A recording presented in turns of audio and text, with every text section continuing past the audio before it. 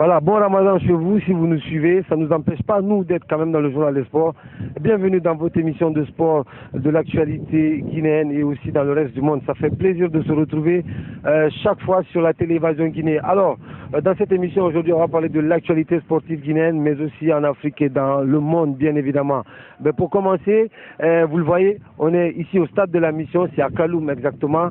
Vous voyez, c'est le stade qui est en chantier, c'est un peu le camp d'entraînement de l'AS Kaloum. Vous le savez aussi, l'actualité, c'est ce dimanche, ce 28 juin exactement, le Classico retour après moult report est maintenant maintenu pour ce dimanche entre le Orea Athletic Club et l'AS Kaloum. Justement, on a des dirigeants de ces deux clubs qui vont tout à l'heure s'expliquer, qui vont nous dire un peu comment les deux équipes se préparent, parce que vous le savez, c'est le match le plus attendu de la saison en République de Guinée, dans le championnat guinéen. C'est le match où on voit plus de supporters, c'est le match qui suscite plus d'engouement. Alors on va s'intéresser à ces acteurs pour voir un peu dans quel état d'esprit ils préparent ce match qu'on voit ici au stade de la mission. Vous allez le voir avec les images qui est en plein chantier de rénovation. Voilà. Moi, je vous laisse le temps de voir un peu à quel niveau se trouve ce chantier. Ensuite, on retrouve notre premier invité, qui est bien sûr un membre du staff technique du Orea Athletic Club. Il s'agit de Coach Fadiga, qu'on s'en va retrouver.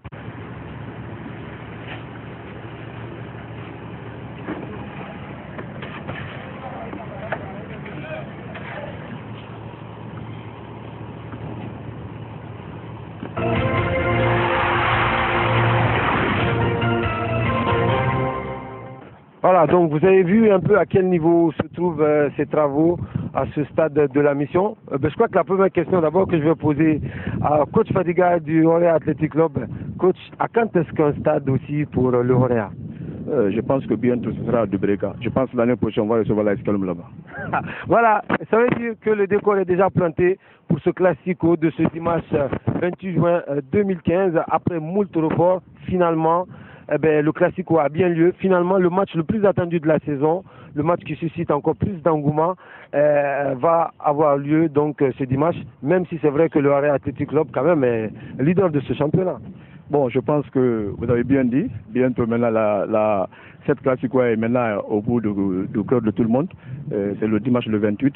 Mais avant de commencer, j'aimerais au moins remercier Bouba parce que le travail que j'ai vu, c'est une surprise pour moi. J'étais trop surpris.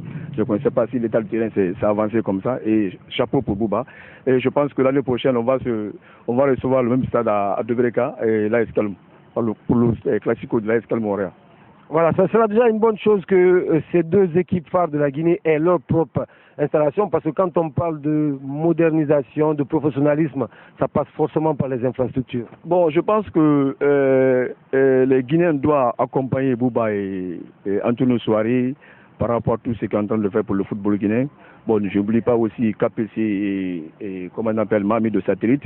Il faut qu'on se donne la main, qu'on les accompagne, ce qu'ils sont en train de faire le football guinéen. Vraiment, vraiment, là, chapeau pour eux. Alors, Coach Fadiga, on va s'intéresser à ce match de dimanche parce que voilà, des deux côtés, on prépare activement ce match. Dans quel état d'esprit vous êtes en train de préparer ce match contre l'AS Kaloum ce dimanche? Bon, je pense que la semaine dernière, on a programmé le match et ça a été reporté par rapport au déplacement de l'équipe locale qui s'est rendue à Bamako pour le match de qualification pour le CHAN. Et l'entraîneur principal de Orea n'est pas là. Je pense qu'il m'a instruit, il m'a donné un programme bien établi. Le programme, je pense que je l'ai fait jusqu'à aujourd'hui et il rentre ce soir. Dès qu'il rentre ce soir aussi, il prend l'équipe en main. Mais je pense que j'ai bien travaillé avec Koli, avec mon staff qui est là, présent. Et vraiment, on s'est bien préparé. Je pense que le match à AS Kaloum Orea, l'équipe le mieux préparée, l'équipe le mieux prête, va gagner le match.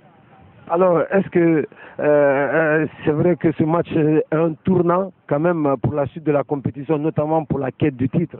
Bon, je pense que les gens sont trop pressés parce que déjà nous on a un match le 25. Le match le plus en point d'avance, c'est le match de 25, après le match de 28. Et on va aborder le match de 25 et on va attaquer le match de 28 à partir de vendredi. Alors, coach, qu'est-ce que vous allez dire aussi à ces supporters? Parce qu'on le sait, hein, même si c'est vrai, à vous entendre parler, on sent que c'est dans un esprit fair play que va se jouer ce match. Mais c'est vrai que les supporters, eux, parfois, quand ils se déplacent, ils sont un peu plus chauds que les acteurs. Alors, qu'est-ce que vous avez à leur dire par rapport à ce match? Je pense que par rapport aux supporters, il faut les éduquer. Il faut qu'on les éduque par rapport au règlement du football. Parce que sans savoir qu'il y a beaucoup de supporters à la Valais qui ne comprennent pas le football, le règlement du football. Je pense qu'Orea AS Kaloum ça va, les supporters, il n'y a pas de problème par rapport à ça. Parce que c'est les deux équipes. Si l'Orient gagne, c'est bon. Si l'AS Kaloum gagne, c'est bon. Les supporters obligatoires, ils sont obligés d'accepter la défaite ou la victoire. Alors coach, avant de vous laisser partir, je vais vous poser une question. Quel est votre pronostic pour ce match vu l'état de forme de l'AS Kaloum, vu l'état de forme du Orea? Est-ce que vous pensez que ça serait un match facile pour vous? Bon, je pense que l'AS Kaloum Orea, ça a été toujours comme ça. L'AS Kaloum est en forme, là je suis d'accord, mais l'Orea aussi s'est bien préparé par rapport à ça. Et je pense que la victoire sera de mon côté, l'Orea. Merci beaucoup. Voilà, on était avec coach Fadiga, vous l'avez compris, hein, rassurant et aussi il nous dit qui compte sur la victoire avec ses poulains. Alors, c'est pas fini encore, on va recevoir un autre dirigeant cette fois-ci de l'AS Kaloum, de l'équipe adverse, voilà, et il va nous dire un peu comment se prépare aussi ce match du côté de Kaloum.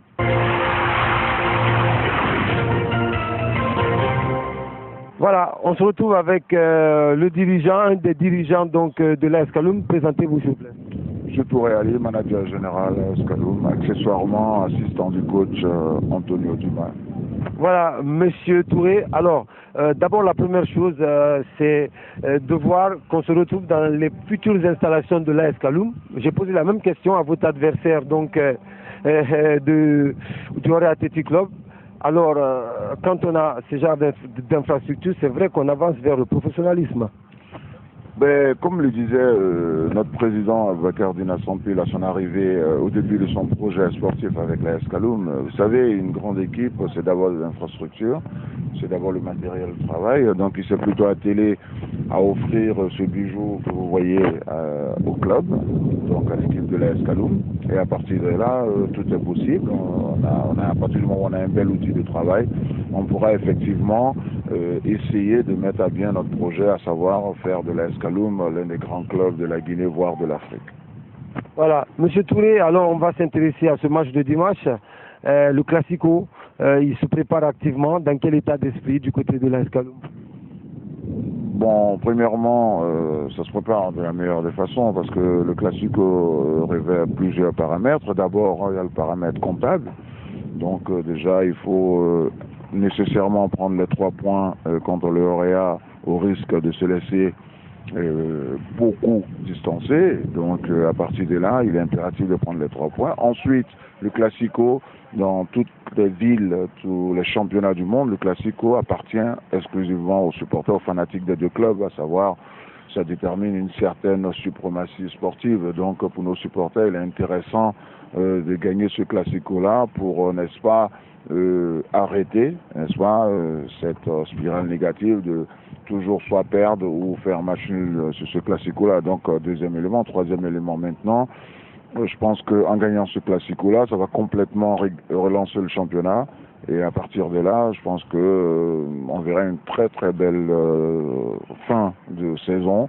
À la limite, ça réveillera encore, si vous voulez, les amoureux du football, venus nombreux sur ce championnat qui est déjà assez allaitant. Voilà. Est-ce que ça veut dire que l'AS Kaloum a pour objectif de toujours remporter ce titre, malgré qu'il est un peu distancé au classement par le Orea Athletic Club? L'une des raisons. Et puis, bon, sur ce match-là, il n'y a rien d'autre que les 3 points. Donc, non, c'est les 3 points. Il faudra aller les chercher. Ils sont, pour l'instant, sur le championnat s'arrête aujourd'hui. Le Orea est champion. Je le disais l'année dernière, autant le Orea a chèrement, mais très chèrement vendu sa couronne, donc sa place l'année dernière. On est jusqu'à la dernière journée, ils étaient susceptibles de finir champion. Autant nous, on va les pousser, n'est-ce pas, à aller chercher le titre, en tout cas s'ils devaient avoir le titre, jusqu'à la dernière journée, et ça passe par une victoire dès ce dimanche. Le Classico est le match le plus attendu de la saison. Vous l'avez dit tout à l'heure, c'est le match des supporters. Alors, c'est vrai un mot à l'endroit de ces supporters parce qu'on sait que parfois il y a des échauffourées, même si les acteurs le jouent dans un esprit de fair play. Alors que dire à ces supporters qui vont effectuer le déplacement? Que ce Classico est un Classico guinéen, donc c'est que des Guinéens, enfin je dis que des Guinéens, c'est pour le football guinéen, ça reste qu'un match, nous sommes des adversaires de 90 minutes, pendant notre campagne africaine, nous avons reçu plusieurs fois des encouragements et des coups de fil du président Antonio Suaré.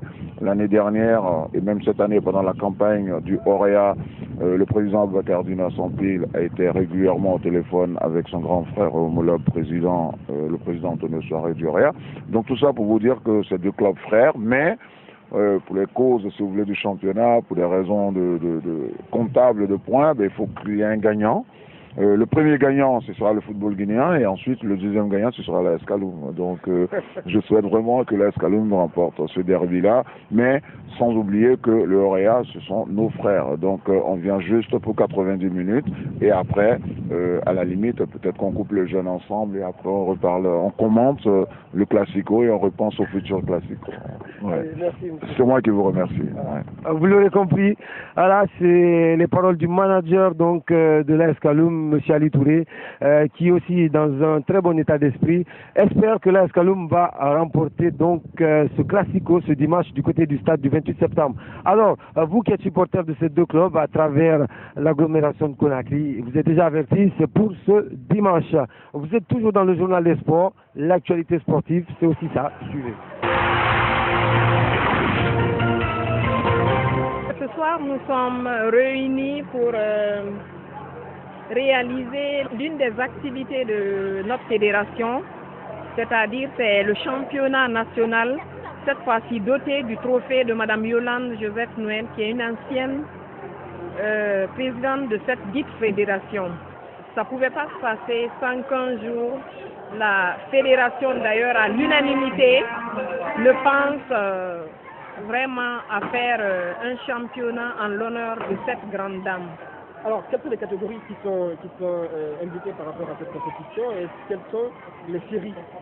Alors, à ce championnat, toutes ces catégories sont invitées. Nous avons les minimes, les majeurs, toutes catégories sont... Et vous aurez toutes les disciplines, à savoir la brasse, le crawl ou nage libre, le dos crawlé et le dauphin en différentes séries, que ce soit en 50, en 200 mètres. Vous aurez l'occasion même de découvrir le relais, c'est-à-dire les 4x4 nages.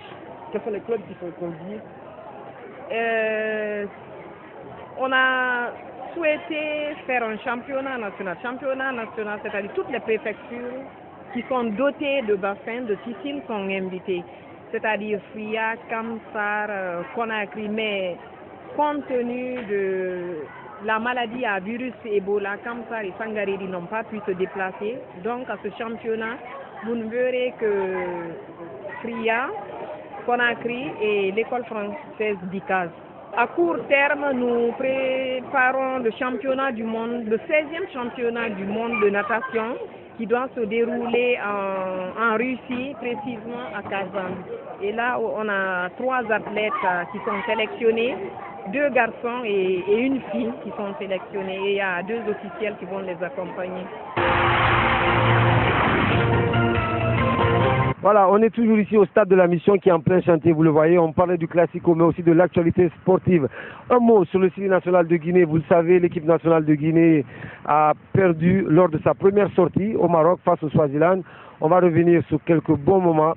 Malheureusement pour les poulains de Luis Fernandez, ils devront faire encore plus la prochaine fois pour essayer de rapporter les 3 points et garder un espoir de qualification donc pour la prochaine Coupe d'Afrique des Nations au Gabon. Il va pouvoir dégager son camp.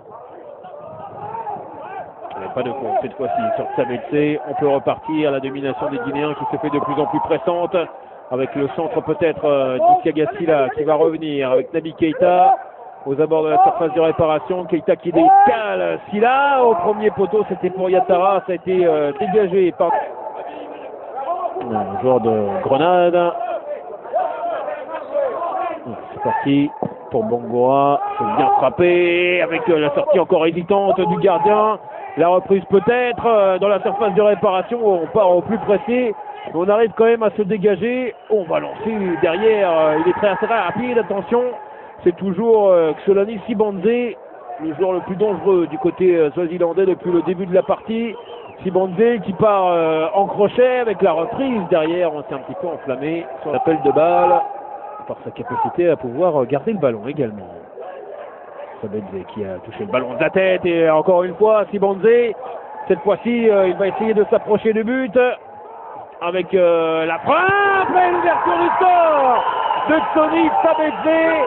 On parlait des joueurs du Swaziland extrêmement dangereux avec les 3 joueurs de devant. Et c'est le capitaine qui marque et c'est la grosse surprise au stade Mohamed V de Casablanca. C'est le Swaziland qui ouvre le score et maintenant 0 face à la Guinée. Luis Fernandez nous le disait au téléphone avant la rencontre, il ne faut pas laisser jouer ces attaquants du Swaziland et notamment le capitaine Tony Sabedze. Ce sont des joueurs qui jouent très bien au ballon. Alors il y a un manque de puissance, c'est vrai, mais en technique, en circulation de balle, ils sont vraiment excellents. Et petite faute de main au passage de Youssouf Touré, mais ouverture du score relativement logique finalement, même si territorialement c'est la Guinée qui domine. Eh bien, le Swaziland avait eu déjà des opportunités. Il va y avoir du travail, sans autrui, entre guillemets, même si le mot est un peu fort. Tête de Naby Keita, derrière l'autre Keita, Sekou essaye de lancer François Kamano, ça ne marchera pas. Le contrôle, encore une fois. Voilà, il y a des prises de balles. Solani Zibonze. Le contrôle, le meilleur moyen pour commencer les éliminatoires. Keita qui va décaler, ça s'est bien joué avec au premier poteau. La tentative de Mohamed Yattara, parfaitement servie par Las Bangboa. Tout était bien joué ce jeu à 3 avec Keita pour partir, avec Bangboa pour déborder. C'est un cadre en premier poteau, il ne cadre toujours pas. Mohamed Yattara, le Lyonnais. Cette première période, mais on ne voit toujours pas comment la Guinée peut y arriver dans cette partie piégée complètement par le Swaziland. Un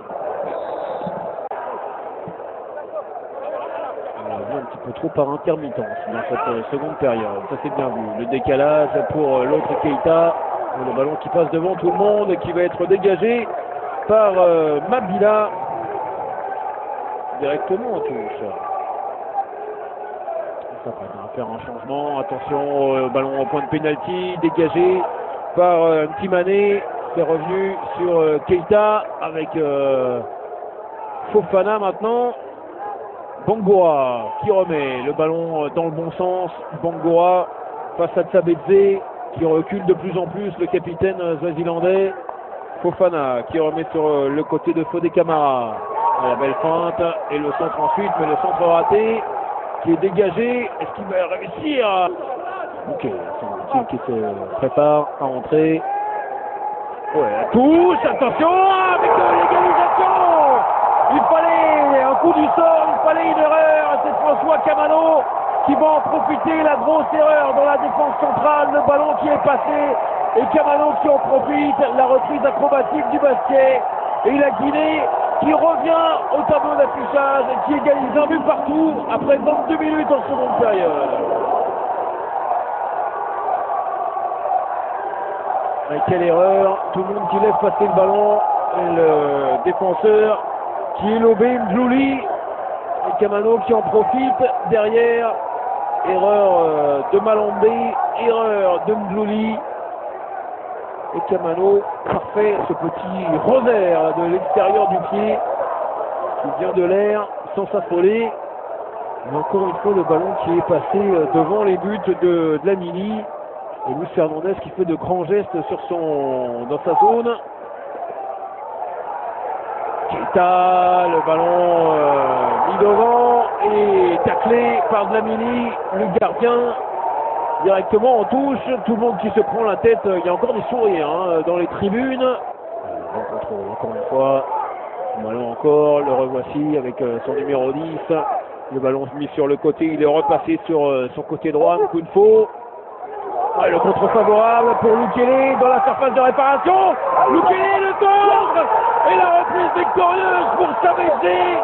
Et la super une nouvelle fois dans le stade Mohamed V. Sabedze qui termine parfaitement cette action et ce superbe centre en retrait de Lukele. Mais quelle passivité encore une fois dans la défense guinéenne. Le Swaziland qui reprend l'avantage. Il reste un peu plus de 6 minutes et le Swaziland mène 2-1 face à la Guinée. Yann, allez, la voilà la dernière action, et bien non, la grosse surprise dans ce groupe L pour son premier match. Et bien Luis Fernandez commence par une défaite face à une formidable équipe du Swaziland. La Guinée était revenue en seconde période, mais les Swazilandais ont réussi à repartir de l'avant et à repasser devant grâce à Tony Zabedze, leur capitaine. Grosse surprise donc au stade Mohamed V de Casablanca. C'est le Swaziland qui s'impose face à la Guinée, 2-1. Et là, détresse forcément dans les yeux de Florentin Pogba. Ça s'explique parce qu'on démarre complètement à l'envers. Le quart de finaliste de l'édition 2015 de la CAN démarre de la plus mauvaise. Voilà, aimable téléspectateurs, ça a été un réel plaisir pour moi de vous retrouver dans cette émission du Journal des Sports en ce mois béni de Ramadan. En tout cas, on vous souhaite bon mois de Ramadan chez vous et bonne suite de programmes sur Évasion Guinée. Ciao, ciao.